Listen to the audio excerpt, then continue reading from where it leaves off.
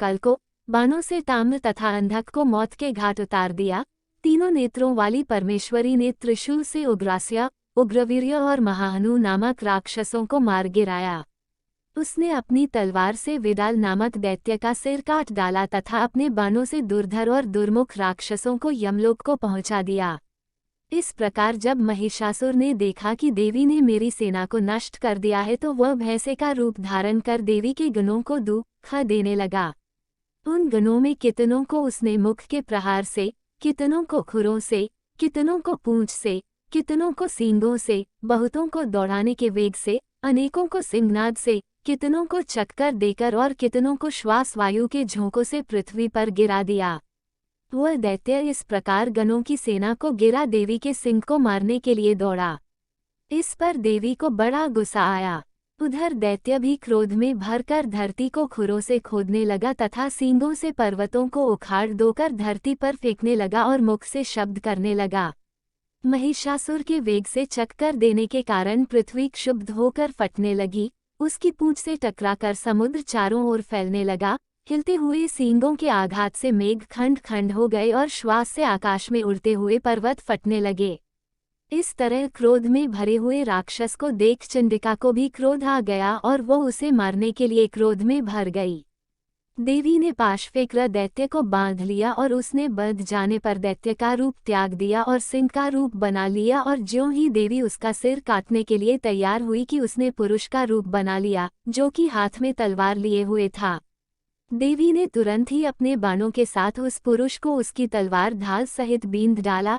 इसके पश्चात वह हाथी के रूप में दिखाई देने लगा और अपनी लंबी सूंड से देवी के सिंग को खींचने लगा और गर्जने लगा। देवी ने अपनी तलवार से उसकी सूंड काट डाली। तब राक्षस ने एक बार फिर भैंसे का रूप धारण कर लिया और पहले की तरह चर अचर जीवों सहित समस्त त्रिलोकी को व्याकुल करने लगा।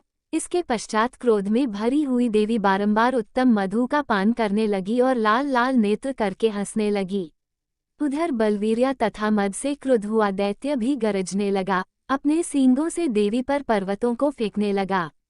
देवी अपने वाणों से उसके फेंके हुए पर्वतों को चूर्ण करती हुई बोली, ओ मूढ़, जब तक मैं मधुपान कर रही हूँ तब तू गरज ले और इसके पश्चात मेरे हाथों तेरी मृत्यु हो जाने पर देवता गरजेंगे। महर्षि मेधा ने कहा। यूं कहकर देवी उछलकर उस दैत्य पर जा चढ़ी और उसको अपने पैर से दबाकर शूल से उसके गले पर आघात किया। देवी के पैर से दबने पर भी दैत्य अपने दूसरे रूप से अपने मुख से बाहर होने लगा। अभी वह आधा ही बाहर निकला था कि देवी ने अपने प्रभाव से उसे रोक दिया। जब वह आधा निकला हुआ ही दैत्य युद्ध करने लगा तो देवी ने अपनी तलवार से उसका सिर काट दिया। इसके पश्चात सारी राक्षस सेना हाहाकार करती हुई वहां से भाग खड़ी हुई और सब देवता अत्यंत प्रसन्न हुए तथा ऋषियों महर्षियों सहित देवी की स्तुति करने लगे। गंधर्वराज गान करने तथा अप्सराएं नृत्य करने लगी। दुर्गा सप्तशती पाठ, चौथा अध्याय। इंद्रादि देवताओं द्वारा देवी की स्तुति। महर्षि मेधा बोले, देवी ने जब पराक्रमी दुरात्मा महिषासुर को मार गिराया और असुरों की सेना को मार दिया तब इंद्रादि समस्त देवता अपने सिर तथा शरीर को झुकाकर भगवती की स्तुति करने लगे, जिस देवी ने अपनी शक्ति से यह जगत व्याप्त किया है और जो संपूर्ण देवताओं तथा महर्षियों की पूजनीय है। उस अंबिका को हम भक्तिपूर्वक नमस्कार करते हैं। वो हम सबका कल्याण करे। जिस अतुल प्रभाव और बल का वर्णन भगवान विष्णु, शंकर और ब्रह्माजी भी नहीं कर सके, वही चंडिका देवी इस संपूर्ण जगत का पालन करे और अशुभ भय का नाश करे। पुण्यात्माओं के घरों में तुम स्वयं लक्ष्मी रूप हो और पापियों के घरों में तुम अलक्ष्मी रूप हो और सत्कुल में उत्पन्न होने वालों के लिए तुम लज्जा रूप होकर उनके घरों में निवास करती हो। हम दुर्गा भगवती को नमस्कार करते हैं। हे देवी, इस विश्व का पालन करो। हे देवी, हम तुम्हारे अचिंत्य रूप का किस प्रकार वर्णन करें। असुरों का नाश करने वाले भारी पराक्रम तथा समस्त देवताओं और दैत्यों के विषय में जो तुम्हारे पवित्र चरित्र हैं उनका हम किस प्रकार वर्णन करें। हे देवी, त्रिगुणात्मिका होने पर भी तुम संपूर्ण जगत की उत्पत्ति का कारण हो। हे देवी, भगवान विष्णु, शंकर आदि किसी भी देवता ने तुम्हारा पार नहीं पाया। तुम सबकी आश्रय हो। ये संपूर्ण जगत तुम्हारा ही अंश रूप है क्योंकि तुम सबकी आदिभूत प्रकृति हो। हे देवी, तुम्हारे जिस नाम के उच्चारण से संपूर्ण यज्ञों में सब देवता तृप्ति लाभ करते हैं, वो स्वाहा तुम ही हो। इसके अतिरिक्त तुम पितरों की तृप्ति का कारण हो, इसलिए सब आपको स्वधा कहते हैं। हे देवी, वह विद्या जो मोक्ष को देने वाली है, जो अचिंत्य महाज्ञान स्वरूपा है, तत्वों के सार को वश में करने वाले, संपूर्ण दोषों को दूर करने वाले, मोक्ष की इच्छा वाले मुनिजन जिसका अभ्यास करते हैं वह तुम ही हो।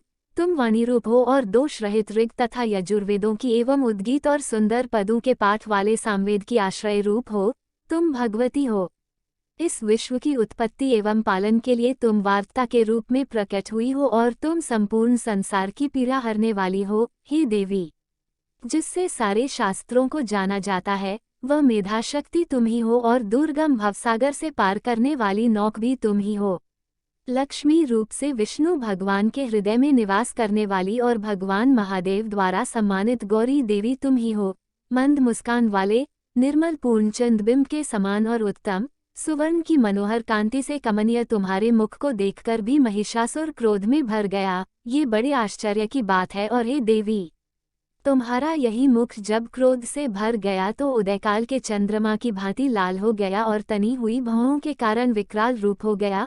उसे देखकर भी महिषासुर के शीघ्र प्राण नहीं निकल गए। ये बड़े आश्चर्य की बात है। आपके कुपित मुख के दर्शन करके भला कौन जीवित रह सकता है। हे देवी, तुम हमारे कल्याण के लिए प्रसन्न हो। आपके प्रसन्न होने से इस जगत का अभ्युदय होता है और जब आप क्रुद्ध हो जाती हैं तो कितने ही कुलों का सर्वनाश हो जाता है। ये हमने अभी अभी जाना है कि जब तुमने महिषासुर की बहुत बड़ी सेना को देखते दो मार दिया है। हे देवी, सदा अभ्युदय प्रताप देने वाली तुम जिस पर प्रसन्न हो जाती हो, वही देश में सम्मानित होते हैं, उनके धन यश की वृद्धि होती है, उनका धर्म कभी शिथिल नहीं होता है और उनके यहाँ अधिक पुत्र पुत्रियां और नौकर होते हैं। हे देवी, तुम्हारी कृपा से ही धर्मात्मा पुरुष प्रतिदिन श्रद्धापूर्वक यज्ञ करता है और धर्मानुकूल आचरण करता है और उसके प्रभाव से स्वर्गलोक में जाता है, क्योंकि तुम तीनों लोकों में मनवांछित फल देने वाली हो।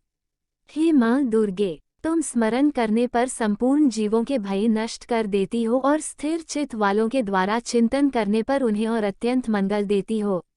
हे दारिद्र्य दुख नाशिनी देवी, तुम्हारे सिवा दूसरा कौन है। तुम्हारा चित्त सदा दूसरों के उपकार में लगा रहता है। हे देवी, तुम शत्रुओं को इसलिए मारती हो कि उनके मारने से दूसरों को सुख मिलता है। वह चाहे नरक में जाने के लिए चिरकाल तक पाप करते रहे हों, किंतु तुम्हारे साथ युद्ध करके सीधे स्वर्ग को जाएं, इसीलिए तुम उनका वध करती हो। हे देवी, क्या तुम दृष्टिपात मात्र से समस्त असुरों को भस्म नहीं कर सकती?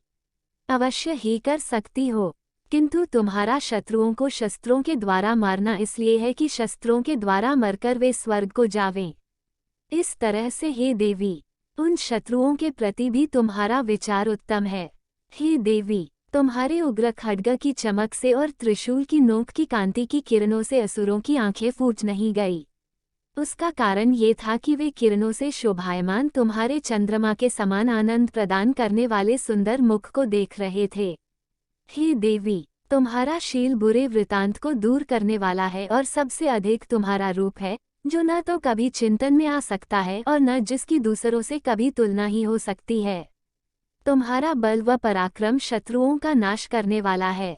इस तरह तुमने शत्रुओं पर भी दया प्रकट की है। हे देवी,